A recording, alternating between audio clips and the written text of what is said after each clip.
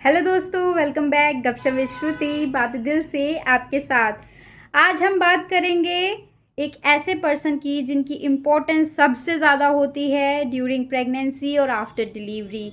Any guesses? नहीं, चलो मैं ही बताती हूँ। वो है एक सिंपल वर्ड, हस्बैंड। और एक सिंपल पर्सन, हस्बैंड। एक हस्बैंड ही वो पर्सन है जिसकी सबसे ज़्यादा ज़रूरत एक वाइफ को होती है ड्यूरिंग प्रेगनेंसी और आफ्टर डिलीवरी। वैसे तो लाइफ टाइम ही उनकी सबसे ज़्यादा ज़रूरत होती है, पर इस फेज़ में सबसे ज़्यादा रोल जो इम्पोर्टेंट रोल होता है वो हस्बैंड का ही होता है। तो आज का पूरा वीडियो मैं हस्बैंड्स के ऊपर ही बनाने वाली, मतलब हस्बैंड के ऊपर ही बनाने वाली हूँ, माय हस्बैंड टू।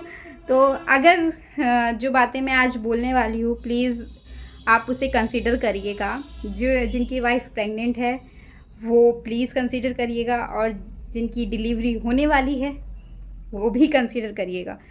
तो सबसे पहली बात तो यही है कि एक वाइफ को अगर इमोशनली और मेंटली फिज़िकली अगर किसी की सबसे ज़्यादा ज़रूरत होती है तो वो हस्बैंड की ही होती है। और वो यही उम्मीद में रहती है कि उसका हस्बैंड उसको समझेगा कि उसको कब किस चीज़ की ज़रूरत है, और उसके मूड स्विंग्स को झेलेगा। तो यही चीज़ें सबसे ज़्यादा प्रेगनेंसी के टाइम होती है, और आफ्टर डिलीवरी भी यही चीज़ें सबसे ज़्यादा होती हैं। तो ड्यूरिंग प्रेगनेंसी मैं तो सिर्फ यही कहना चाहूँगी कि आप अपनी वाइफ का हॉस्पिटल बिल से लेकर घर के काम तक और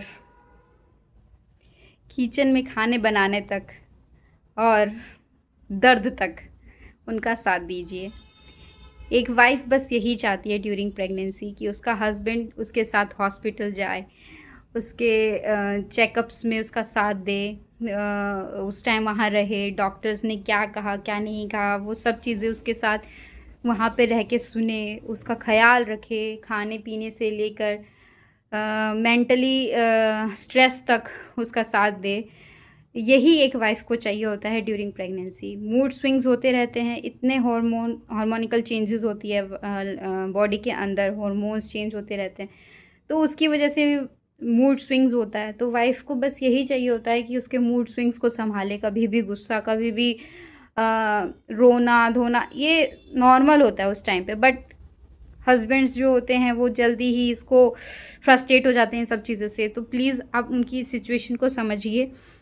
लकीली मेरे को तो बहुत अच्छे और सपोर्टिव हस्बैंड मिले हैं, तो उन्होंने तो मेरा हमेशा सपोर्ट किया है इन सब चीज़ों में। मुझे कहने की ज़रूरत नहीं पड़ती है, वो ऑलरेडी इन सब चीज़ों को बहुत अच्छे से समझते हैं, और उन्होंने इस चीज़ में सीरियसली मेरा बहुत अच्छे से साथ दिया है।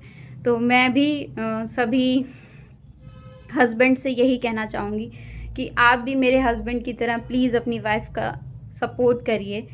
ये नहीं कि आप मेंटली उनको समझ नहीं पा रहे हैं कि वो किस चीज़ से गुज़र रही है।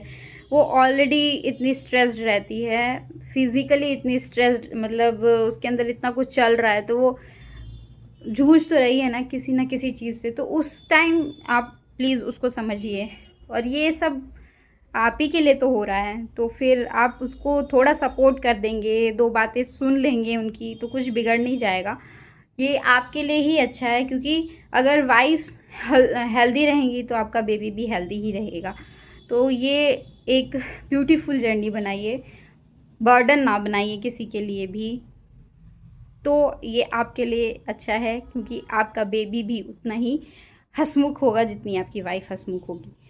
तो यही है मेरा कहना कि आप बिल्स कह रही हूँ, हॉस्पिटल जाने में उनका सपोर्ट करिए, उनके साथ जाइए, अकेले ना जाने दीजिए।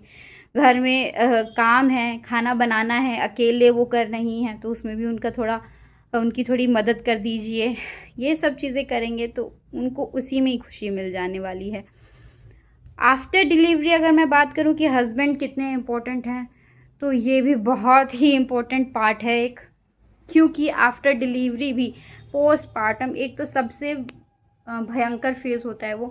क्योंकि जैसे ही प्रेगनेंसी में मूड स्विंग्स होते हैं, वैसे ही पोस्टपार्टम में भी लड़कियां बहुत इमोशनली मेंटली फेस कर रही होती हैं। उसमें भी उनको बहुत चीज़ें जो उनको नहीं समझनी चाहिए वो भी वो समझ रही होती हैं, या फिर कह सकते हो कि एवं की बातें उनको लग रही होती हैं। तो ये उनका मतलब उनकी दिक्कत नहीं है ये, उनके साथ ही इंटरनली ऐसी चीज़ें चल रही हैं जो उनको भी नहीं पता कि ये ऐसा क्यों हो रहा है उनके साथ। तो उस टाइम उनको थोड़ा-सा सपोर्ट की ज़रूरत होती है, उनको समझने की ज़रूरत होती है। और बेबी का ख़्याल रखने में भी एक हस्बैंड का बहुत इम्पोर्टेंट रोल होता है। अगर आप उसकी डायपर्स चेंज करने में मदद कर दें, तो वो बहुत ही अच्छा होगा आपकी वाइफ़ के लिए कि उसको एक हेल्प मिल जाएगी। डायपर चेंज करना हो गया, बेबी फीडिंग के टाइम पे, जैसे आफ्टर 6 मंथ आप खाना खिलाने के टाइम पे मदद कर सकते हैं, नहलाने में आप मदद कर सकते हैं। तो ऐसी छोटी-छोटी जेस्चर ही आपकी वाइफ़ को खुश कर देता है, मतलब वो उसी में ही खुश हैं, उससे ज़्यादा वो कुछ नहीं चाहती हैं। इतना ही सपोर्ट अगर आप कर दें, तो ये भी बहुत हो जाएगा उनके लिए। तो मेरी बस जिन हस्बैंड्स ने ये नहीं किया, तो उनसे सिर्फ़ यही रिक्वेस्ट है कि प्लीज़ आप ये सब करिए अपनी वाइफ़ के लिए, क्योंकि उनको आपकी सबसे ज़्यादा ज़रूरत है। फैमिली होती है सपोर्ट में, सब होते हैं साथ, लेकिन एक हस्बैंड जब सपोर्ट कर रहा होता है तो उससे बड़ा कुछ भी नहीं है। Thank you to my husband कि उन्होंने तो मुझे बहुत सपोर्ट किया और बहुत सपोर्ट करते भी हैं अभी भी, और आई नो कि वो पूरी लाइफ टाइम मुझे सपोर्ट करेंगे। Thank you for that. जो नहीं करते मैं उनके लिए कह रही हूँ।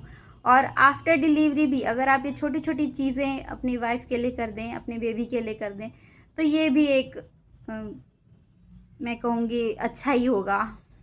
आपकी फैमिली के लिए ही अच्छा होगा, आप लोगों के बीच में रिश्ते ही अच्छे रहेंगे, बस और कुछ भी नहीं है। क्योंकि एक फ़ीमेल ऑलरेडी बहुत सी चीज़ों से गुज़र रही होती है, तो वो बोलती नहीं है कुछ चीज़ें, लेकिन बस एक्सपेक्ट करती है कि ये चीज़ें तो एटलीस्ट कोई करे उसके साथ।